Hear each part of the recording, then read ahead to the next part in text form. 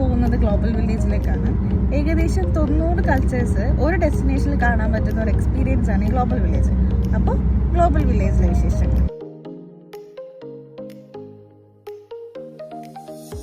Evening ഏകദേശം ഒരു 5:30 ആയപ്പോഴേക്കും ഞങ്ങൾ ഇവിടെ എത്തി. നല്ല ക്ലൈമറ്റും ലൈറ്റ്സ് ഒക്കെ ആയിട്ട് വീക്കെൻഡ് ആയതുകൊണ്ടായിരിക്കണം അത്യാവശ്യം തിരക്കുണ്ടായിരുന്നു. ഇതാണ് എൻട്രൻസ്. ഇത് തന്നെയാണ് എൻട്രൻസ് എന്ന് എനിക്ക് അറിയില്ല. ഞങ്ങൾ കയറി എൻട്രൻസ് ഇതായിരുന്നു. ടിക്കറ്റ് ഒക്കെ എടുത്ത് നമുക്ക് നേരെ അകത്തേക്ക് പോകാം. ഞാൻ ഈ പറഞ്ഞ എല്ലാ സ്ഥലങ്ങളും നമുക്കൊന്ന് കവർ ചെയ്യാൻ പറ്റിയിട്ടില്ല. സ്ഥലങ്ങൾ മാത്രമല്ല, റൈറ്റ്സും.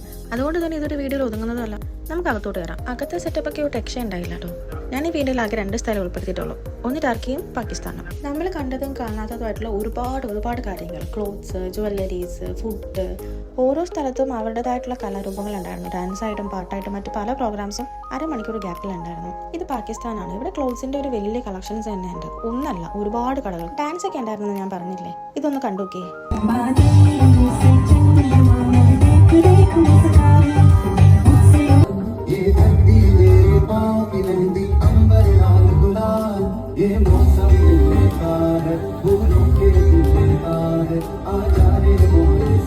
എന്ത് രസമല്ലേ. ഞങ്ങൾ കണ്ട് ആസ്വദിച്ച് നിൽക്കുകയായിരുന്നു ഈ പ്രോഗ്രാമൊക്കെ. ഇനിയുണ്ട് അടുത്ത വീഡിയോയിൽ കുറച്ചും കൂടെ കാര്യങ്ങൾ ഞാൻ കാണിച്ചു തരാം. അപ്പോൾ ഇന്ന് ഇത്രയേ ഉള്ളൂ. ടാറ്റാ.